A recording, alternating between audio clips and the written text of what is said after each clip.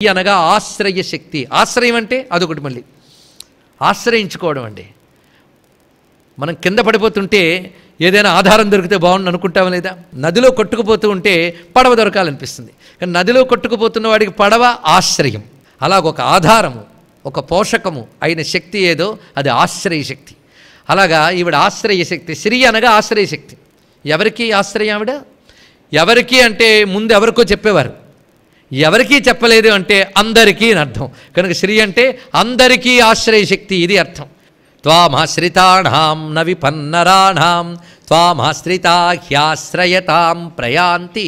అమ్మా, నిన్నెవడు ఆశ్రయించాడో వాడు తెలివైన వాడమ్మా, దేన్ని పట్టుకోలేదు దాన్ని పట్టుకున్నాడు. అందుకు దేన్ని యందు మనం ఉన్నామో దాన్నే మనం పట్టుకుంటే ఎంత బాగుంటామండి. అది ఆధారం. అందుకు ఆధార శక్తి అని అర్థం. ఆశ్రయ శక్తి అంటే ఆధార శక్తి. ఎవరికి? సర్వజీవులకి ఆధార శక్తి, ఇది ఒక అర్థం.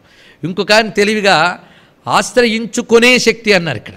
మనం ఆవిడని ఆశ్రయించుకుంటా ఉంటాం. ఆవిడెవరిని ఆశ్రయించుకుంటుంది? ఇప్పుడు కాంతిని మనం ఆశ్రయించుకున్నాం. కాంతి దేన్ని ఆశ్రయించుకుంది? దీపాన్ని ఆశ్రయించుకుంది. అంత దానికి పెద్ద గోల ఎందుకండి? మనకు కాంతి కావాలి కనుక దీపం వెలిగించామండి. మనకు దీపం అనవసరం, కాంతే కావాలి. దీపం అనవసరమా? దీపం లేకపోతే కాంతి ఎక్కడొచ్చింది? కనుక దీపం కాంతి కోసం వెలిగించాం, కాంతి కావాలి. కాంతి శక్తి అనుకుందాం, మనందరికీ శక్తి కావాలి. కానీ కాంతికి దీపం ఎలా కావాలో శక్తికి శివుడు ఎలా కావాలి తెలుసుకోండి. కనుక శివుడు ఎలాంటివాడు? జ్యోతి లాంటివాడు. కనుక కాంతి దేన్ని ఆశ్రయించుకుంది? జ్యోతిని ఆశ్రయించుకుంది. కనుక శక్తి దేన్ని ఆశ్రయించుకుంది? ఈశ్వరుణ్ణి ఆశ్రయించుకుంది. కానీ ఈశ్వరుణ్ణి ఆశ్రయించుకున్న శక్తి గనక శ్రీ అని ఒక అర్థం చెప్పారు. ఇది బాగానుంది. కానీ ఆశ్రయం అనేది బయట నుంచి వచ్చి ఆశ్రయించింది కాదు, ఆయన వెలుగే అది గనక ఇద్దరికి అభేదం, అది వేరే విషయం. కనుక పరమాత్మని ఆశ్రయించుకున్న శక్తి గనక శక్తికి శ్రీ అని పేరు.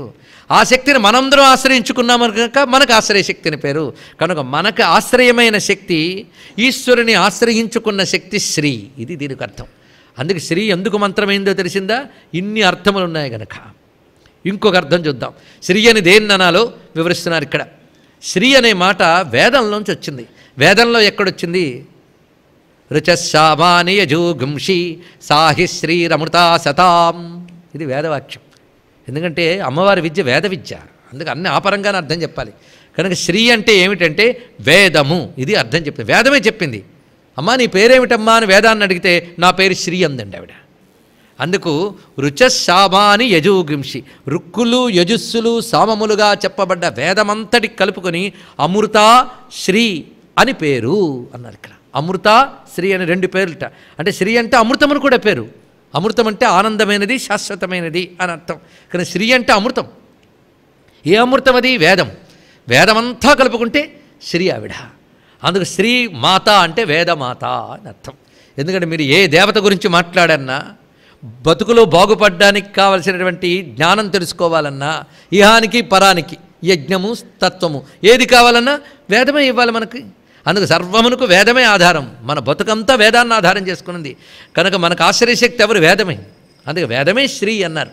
ఆ వేదం ఈశ్వరుడి నుంచి వచ్చిందే కనుక ఇస్తే నిశ్వసితం వేదాహ, శ్రీ అంటే వేదమే. కనుక శ్రీమాత అంటే ఎవరు? వేదమాత అంటే ఎవరు? గాయత్రి. వేదమాత గాయత్రిట. గాయత్రి అనగానే ఉపనయనంలో చెప్పి 24 అక్షరాలు మాత్రమే అనుకుని చాలామంది మేమెందుకు గాయత్రి చేయకూడదని అంటారు. వాడికి చెవిలో చెప్పింది వాడినే చేసుకొనివ్వండి, అంతే. అందరూ గాయత్రి చేసుకోవచ్చు. మీరు లలితా శాస్త్రం చదివితే అదే గాయత్రి కాదా? ఎందుకంటే ఆవిడే గాయత్రి. సరిగ్గా గాయత్రి త్రిపద, ఈవిడ త్రిపుర, అంతే. గాయత్రి స్వరూపిణి సంపూర్ణముగా. అందుకే శ్రీమాత అంటే కడుపు చల్లంగా వేదాలి కన్న తల్లి అంటాడు శ్రీనాథ మహాకవి. అందుకే వేదాలని కన్న తల్లి అన్నారు. మాత అంటే అర్థం ఏంటి? కారణమైనది, కడుపులో పెట్టుకునేది అని అర్థంట. మాతా శబ్దానికి ఇది ప్రధానం. ఆవిడ కడుపులోంచే మనం అందరం వచ్చాం కనుక మనందరం ఆ తల్లిలోంచే వచ్చాం. తల్లిలోంచే వచ్చామంటే తల్లి నుంచి బయటకు వచ్చామా? తల్లిలోనే ఉన్నాం. మిగిలిన తల్లులైతే కడుపులో పోషించి తర్వాత బయటకు వచ్చి నీ పోషణ నీదేరాని అన్న అంటారు.